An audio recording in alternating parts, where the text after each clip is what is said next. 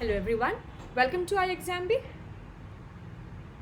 In this video, let's talk about sentence rearrangement.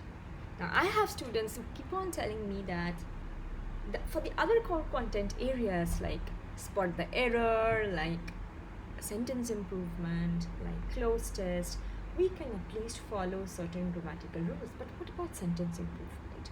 What are different things that we need to remember? How can we work out faster? This video is for you guys. Today, I have listed certain strategies which will help you to work out sentence rearrangement faster. Let's quickly take a look at them. Now, when it comes to sentence rearrangement, there are three things that you need to remember. The first one is C. C stands for comprehension, you need to understand. Next, we have V, vocabulary.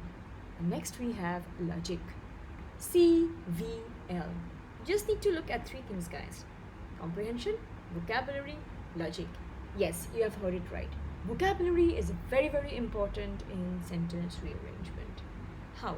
Let's take a look. Now, here are the main strategies. The first strategy, and I'm sure you must have heard these again and again and again. The first thing is where your comprehension comes in. You need to comprehend and understand the main purpose of the passage. What is the passage talking about? I won't talk much about this because we will work out a set together and there we are going to apply all these techniques. So we need to find out what the passage is talking about. That's our first idea. Next, we need to track the events.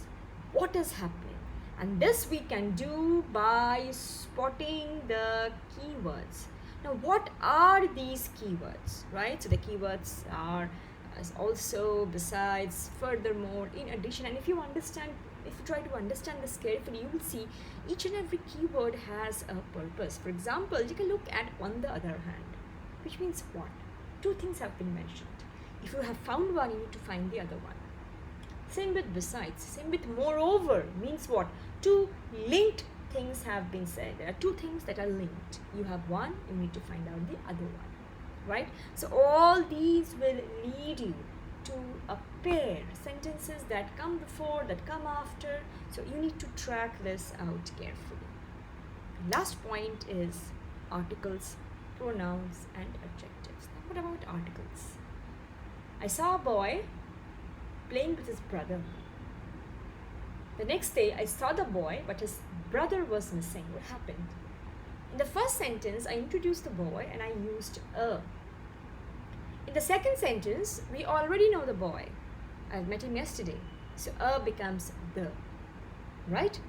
So even if you found a sentence that uses the, there must have been a sentence that has introduced the concept right before it. Same with pronouns. He, she, they. It means the main noun has already been introduced. Okay? What about adjectives? Think about comparatives. If two things have been compared, comparative degree. If you find one, you need to find the other.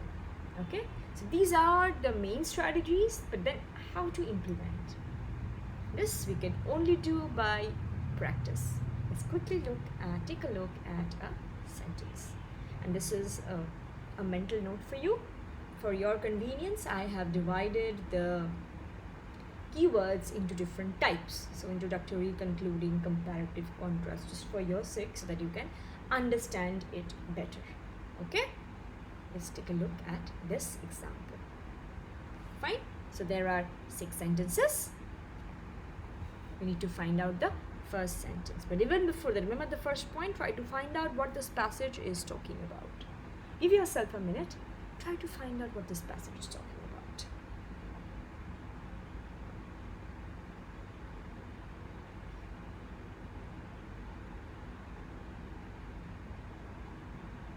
The passage is talking about the influenza virus that arrived in India and then it created a huge loss of life. There are many people who died from that. Okay?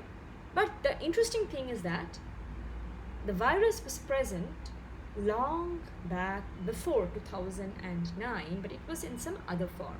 That's the main idea of the passage, right? Now, can you tell me which sentence talks about the virus arriving in India for the first time? Sentence C does that. But you are taking your exam and you have a problem with time and you're not being able to manage time and you're in a hurry. Do you have time to read and understand? Yes, you should. And if you don't have, then what do? Use the process of elimination, guys. Use it intelligently. Look, the first system has but. But cannot introduce the concept. This cannot be your first sentence. The problem means what? With these official figures, which means what? The figures must have been mentioned before it. So this cannot be your first sentence. This year, the virus has been particularly active. Mortality at 1873. Does this introduce the virus? No, we do not know about which virus. The virus. Which virus? This cannot be your first sentence. So F and E tells us more about this comparative figures. Right? So no, this cannot be your next sentence at all.